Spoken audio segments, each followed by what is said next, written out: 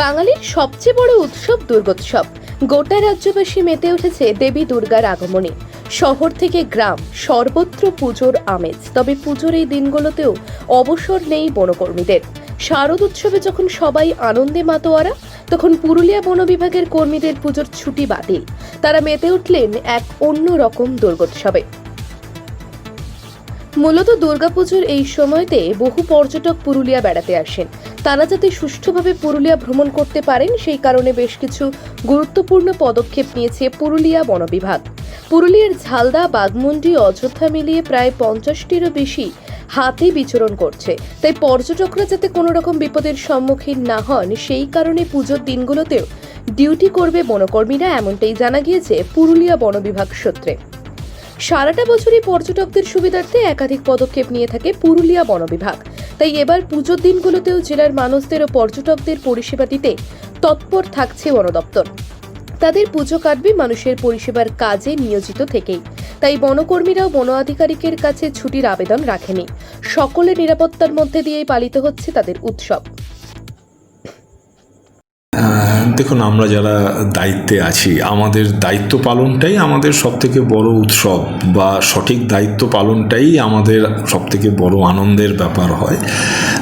দুর্গাপুজোতে স্বাভাবিকভাবেই পুরুলিয়া এবং পার্শ্ববর্তী অঞ্চল জুড়ে মানুষ, রাস্তায় প্রচুর মানুষ থাকবেন, সব কিছু করবেন। আমরা আমাদের অন্যান্য বারের মতো এবারও আমরা পুজোর ছুটি বাতিল করেছি সবারই, বা আমি আরও এভাবে বলবো যে আমার কর্মচারীরা কেউ ছুটি চানওনি, কারণ তারা জানেন যে এই সময় আমাদের ডিউটিটা করতেই হবে এবং ভালোভাবে যাতে পুজোতে হাতি মানুষ কারোরই কোনো ক্ষতি না হোক সেইভাবেই আমরা আমাদের ডিউটি করব।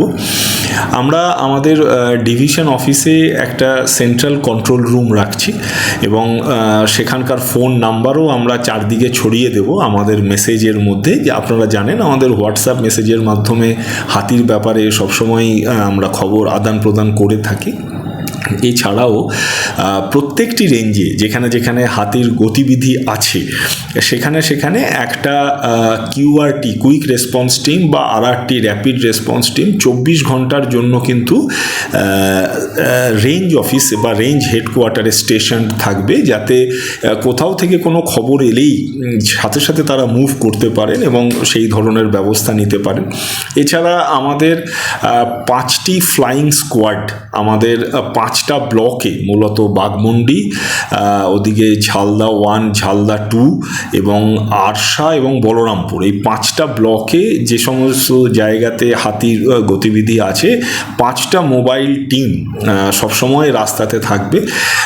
এই সমস্ত কিছু রেঞ্জ অফিসাররা পার্সোনালি তো মনিটর করবেনই, আমাদের তরফ থেকে আমার অ্যাডিশনাল ডিএফও পুরোপুরি মনিটর করতে থাকবেন।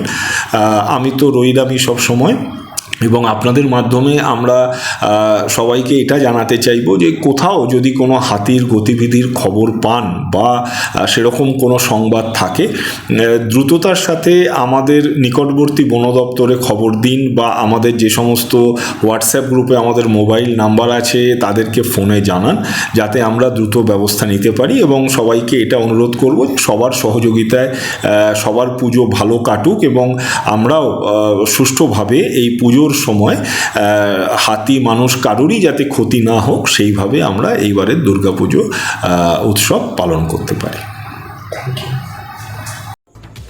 প্রায় দিনই জঙ্গলমহলের বিভিন্ন জায়গায় হাতির আনাগোনার খবর প্রকাশ্যে আসছে। বন বিভাগ হাতি থেকে সুরক্ষা দিতে বেশ কিছু পদক্ষেপ নেওয়া হয়েছে। উৎসবের দিনগুলোতে যাতে সুষ্ঠুভাবে সকলে আনন্দ উপভোগ করতে পারেন তার জন্য বাড়তি নজরদারি রয়েছে বন বিভাগের।